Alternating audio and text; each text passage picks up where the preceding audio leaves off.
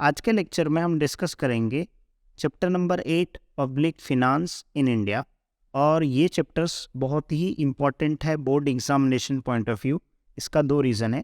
एक तो इस चैप्टर का वेटेज बहुत ज़्यादा है, दूसरा ये चैप्टर्स को जो पढ़ना है बहुत आसान है क्योंकि आप थोड़े वक्त में चैप्टर्स को कवर कर सकते हो। मैंने पहले ही बोला स्टार्टिंग से ही कि मैं वही लेक्चर्स वही टॉपिक्स जो है अपलोड करूँगा, वही टॉपिक्स के वीडियोस बनाऊँगा जो आपके लिए कम से कम वक्त में आप पढ़ सकते हो, थोड़ा समझ सकते हो, थोड़ा लिख सकते हो, राइट। और जो साल भर पढ़े रहेंगे उनका एक बहुत अच्छा रिवीजन लेक्चर हो जाएगा। ओके, सो इस लेक्चर में हम लोग क्या डिस्कस करेंगे, पब्लिक फिनांस का मीनिंग, एंड उसके बाद हम लोग एक्सपेंडिचर के बारे में डिस्कस करेंगे। So make sure video last तक जरूर देखिएगा। और वीडियो का जो प्लेलिस्ट है उसका लिंक डिस्क्रिप्शन में मिल जाएगा और नोट्स का लिंक भी आपको डिस्क्रिप्शन में मिल जाएगा। ओके, अब पब्लिक फिनांस क्या होता है उसको डिस्कस करने से पहले हमको ये डिस्कस करना है कि what are the main function of the government. Government का मेन फंक्शन क्या होता है? देयर आर टू फंक्शन, एक ऑब्लिगेटरी फंक्शन है और दूसरा क्या है, ऑप्शनल फंक्शन है। अब गवर्नमेंट का जो खर्चा होता है, एक होता है ऑब्लिगेटरी, मतलब गवर्नमेंट को खर्चा करना ही करना है, चाहे उसका इनकम हो या ना हो तो भी वो खर्चा करेगा, मतलब एक्सपेंडिचर करेगा, तो वो बन जाता है ऑब्लिगेटरी फंक्शन। और जो ऐसे खर्चे जिसमें गवर्नमेंट कम ज़्यादा कर सकता है या नहीं भी कर सकता है तो वो क्या बन जाएगा, ऑप्शनल फंक्शन। ठीक है, तो अब यहाँ पे देखिए, protection from the external attack और maintaining internal law and order etcetera. अब ये जो बोला ना प्रोटेक्शन फ्रॉम एक्सटर्नल अटैक, मतलब डिफेंस सिस्टम के लिए जो भी इस एक्सपेंडिचर करता है वो क्या हो जाता है, obligatory.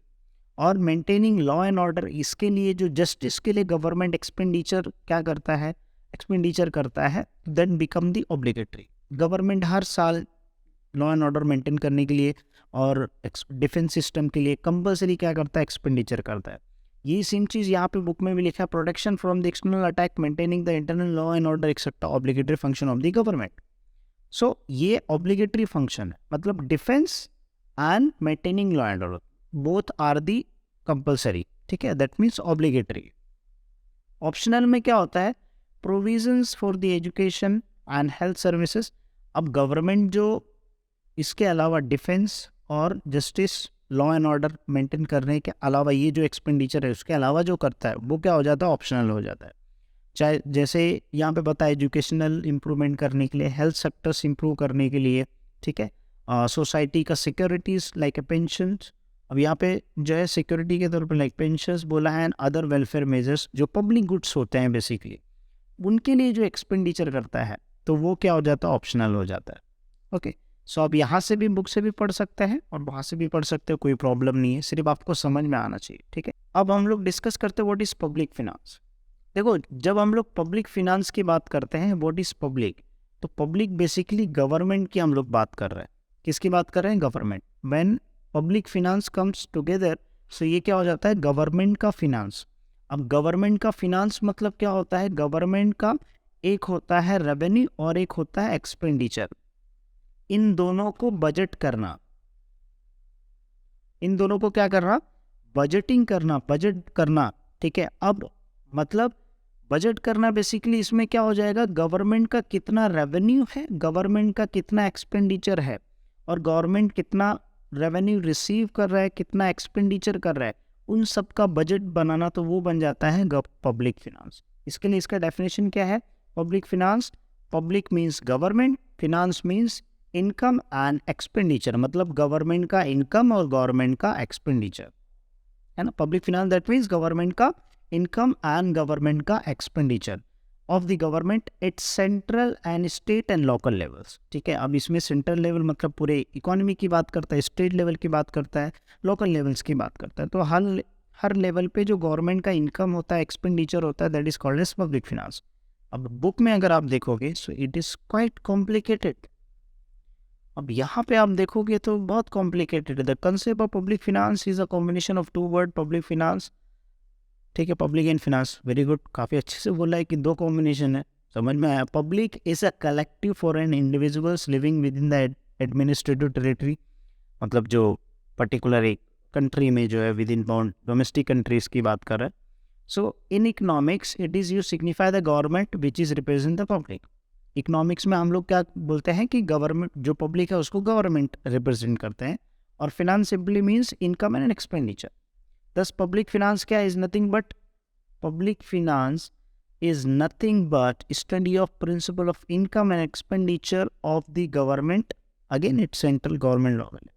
To study done under the public finance branch of economics.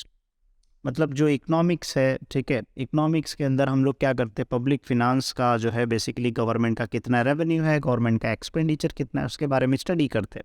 आगे चल के हम लोग और डिटेल में जाएंगे।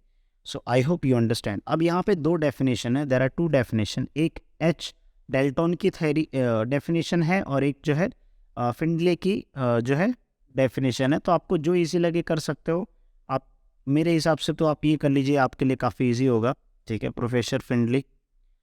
अब public finance is the study of principle. कौन सा प्रिंसिपल? अंडरलाइनिंग स्पेंडिंग, मतलब एक्सपेंडिचर। किसके क्या स्टडी करना?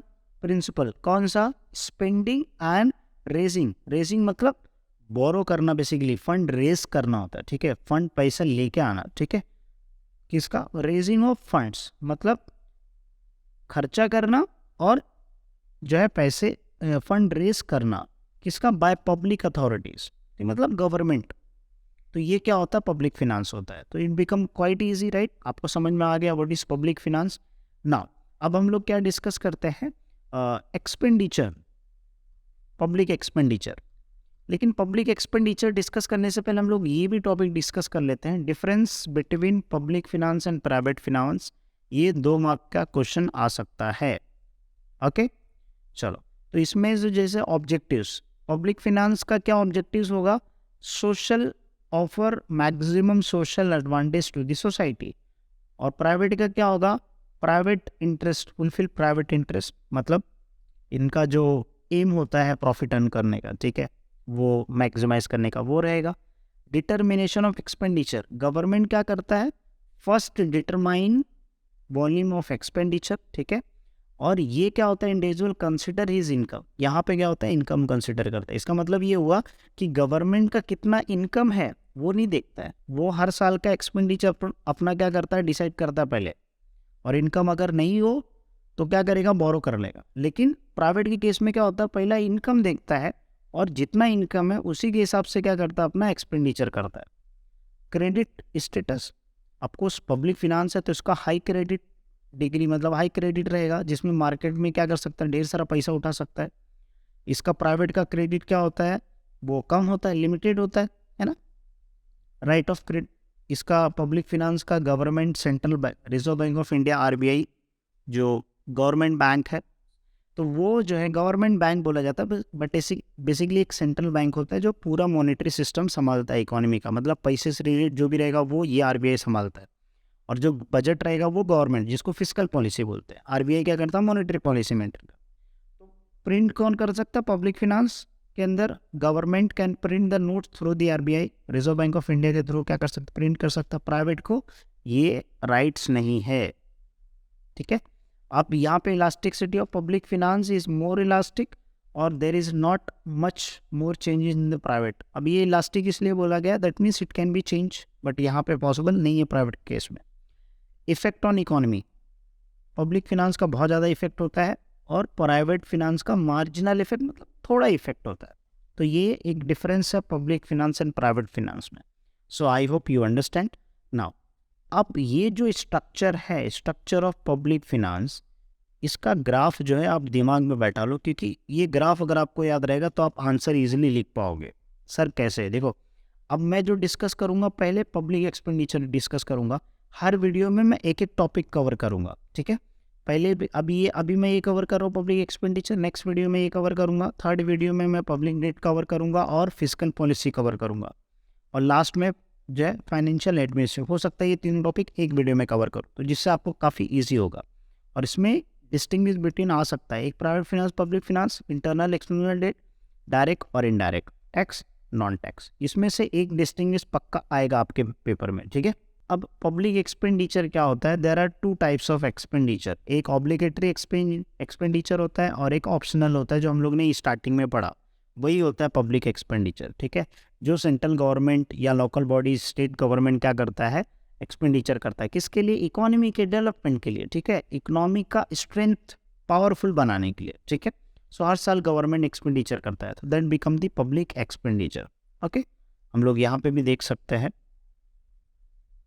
Okay, here the public expenditure incurred by the public authority, that means central, state, local bodies, for the production of their citizens society के लिए, और satisfying their collective needs। हम लोग की बहुत सारी नीड्स होती है, जैसे हमको रोड चाहिए, अच्छा एजुकेशन चाहिए, अच्छा हेल्थ चाहिए, है ना, हमको सिक्योरिटी चाहिए, है ना, तो ये सारी चीज़ों के लिए। For promoting their economic social welfare, economic को social welfare, that means overall satisfying the needs of the people, ठीक है। पब्लिक गुड्स की बात कर रहा है जब सोशल वेलफेयर आ गया बेसिकली, ठीक है। तो ये होता है एक्सपेंडिचर। अब हम लोग डिस्कस करते हैं क्लासिफिकेशन ऑफ पब्लिक एक्सपेंडिचर। तो क्लासिफिकेशन मतलब काइंड्स और types of public expenditure. So there are 4 types of public expenditure. पहला है रेवेन्यू एक्सपेंडिचर। रेवेन्यू एक्सपेंडिचर मतलब होता है कि गवर्नमेंट जो है साल भर खर्चा करता है, और वो ऐसे खर्चे होते हैं जिससे ना ही गवर्नमेंट का कोई एसेट क्रिएट होता है, ना ही कोई लायबिलिटी क्रिएट होता है, सिर्फ और सिर्फ एक्सपेंडिचर है। सिर्फ और सिर्फ क्या है, एक्सपेंडिचर है, जो डे टू डे एक्टिविटीज़ के लिए गवर्नमेंट साल भर खर्चा करता है, उससे गवर्नमेंट का कोई फ़ायदा नहीं है। वो क्या होता है, revenue expenditure. Okay, so revenue expenditure of the government is incurred for day to day activity, like day to day functions of the government departments, various service. अब गवर्नमेंट के बहुत सारे सर्विस है, चाहे वो हॉस्पिटल्स हो, चाहे मेडिकल्स हो, चाहे सिविल्स हो, तो हर जगह के लिए उसके लिए जो सैलरी पे कर रहा है, ठीक है, जो उसके लिए पेंशन दे रहा है, गवर्नमेंट एम्प्लॉयमेंट अलाउंस दे रहा है, पब्लिक हेल्थ सर्विस, ये सब के लिए जो एक्सपेंडिचर कर रहा है, उससे गवर्नमेंट का एक ऐसा खर्चा है जिससे कुछ फ़ायदा नहीं होने वाला, जिससे कुछ उसको रिटर्न नहीं मिलने वाला, सिर्फ एक तरीके का एक्सपेंडिचर होता है। तो उसको हम लोग क्या बोलते हैं, रेवेन्यू एक्सपेंडिचर। दूसरा उसके अपोजिट में क्या है, कैपिटल एक्सपेंडिचर। ये एक ऐसा एक्सपेंडिचर है जिससे गवर्नमेंट को फ़ायदा होता है, मतलब जो गवर्नमेंट खर्चा करता है उसका रिटर्न मिलता है, मतलब गवर्नमेंट का एसेट बनता है। अब जैसे मान लीजिए गवर्नमेंट ने कोई कंपनी खरीद लिया, ठीक है, तो गवर्नमेंट का उस कंपनी से फ़ायदा होगा। गवर्नमेंट ने क्या किया कि लोन का रीपेमेंट कर दिया, तो गवर्नमेंट का क्या होगा, लाइबिलिटीज़ कम हो गया, जो उसका डेप्थ था वो कम हो गया, ठीक है, कर्जा कम हो गया, तो ये कैपिटल एक्सपेंडिचर होता है। ऐसा मतलब ये जो एक्सपेंडिचर होता है ये लॉन्ग टर्म के लिए बेनिफिट होता है गवर्नमेंट के लिए, और इससे क्या होता है, रिटर्न आता है। जैसे मान लीजिए कोई बड़ा प्रोजेक्ट बना रहा है, डैम बना दिया, बहुत कोई जो है ब्रिज बना दिया, कोई ऐसे नया ट्रैक बना दिया, कोई नया रेलवे का रूट चालू हो गया, बहुत सारे बड़े बड़े प्रोजेक्ट्स होते हैं। तो बेसिकली रोड्स का प्रोजेक्ट्स हो गया या इंफ्रास्ट्रक्चर डेवलपमेंट के लिए प्रोजेक्ट्स, तो वो ऐसे प्रोजेक्ट्स होंगे लॉन्ग टर्म में। क्या होता है, अभी तो खर्चा है, ठीक है, लेकिन गवर्नमेंट को उससे एसेट बनेगा, उससे रेवेन्यू जनरेट होगा इन फ्यूचर, मतलब उससे रिटर्न आएगा बेसिकली, ठीक है। So capital expenditure of the government, expenditure for progress and development of the country, that is true.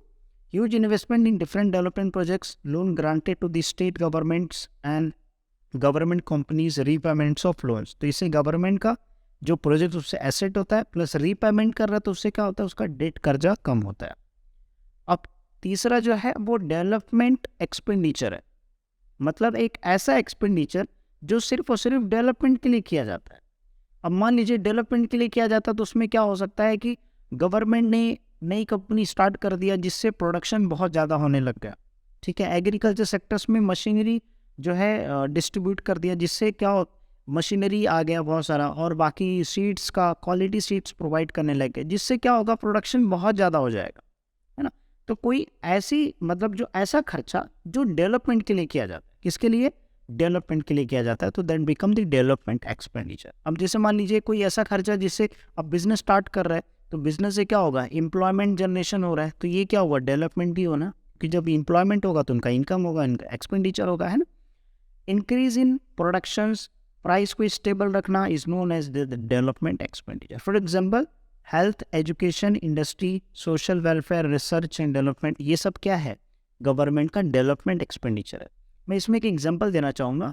मैं गया था जोधपुर में, सो आई हैड विजिटेड जो गवर्नमेंट का रिसर्च सेंटर है, जहाँ पे अपना सीड्स का रिसर्च किया जाता है, अलग अलग क्वालिटीज़ का, जिससे अच्छे क्वालिटीज़ सीड्स मतलब उसमें टेस्ट किए जाते हैं साल भर, जिससे ज़्यादा से ज़्यादा हम लोग प्रोडक्शन कर सके, प्लस क्वालिटी प्रोडक्ट हम लोग प्रोड्यूस कर सके, चाहे वो लाई हो गया, गेहूँ हो गया, चावल हो गया, ऐसे हाँ बहुत सारे, ठीक है, एन नंबर ऑफ। तो हर स्टेट में ऐसे गवर्नमेंट के रिसर्च सेंटर्स होते हैं जहाँ पे रिसर्च किया जाता है बेसिकली कैसे हम लोग क्वालिटी सीड्स बना सकें, जिससे हम लोग क्वालिटी प्रोडक्ट मतलब वो किसान को दे के उससे प्रोडक्शन करा सके, ज़्यादा कम जगह में ज़्यादा प्रोडक्शन हो और क्वालिटी हो, है ना। अब जैसे मान लीजिए राई का रिसर्च करते हैं, जिससे कम प्लेस में ज़्यादा प्रोडक्शन हो, उससे राई ज़्यादा तेल हम लोग क्या कर सके, प्रोड्यूस कर सके।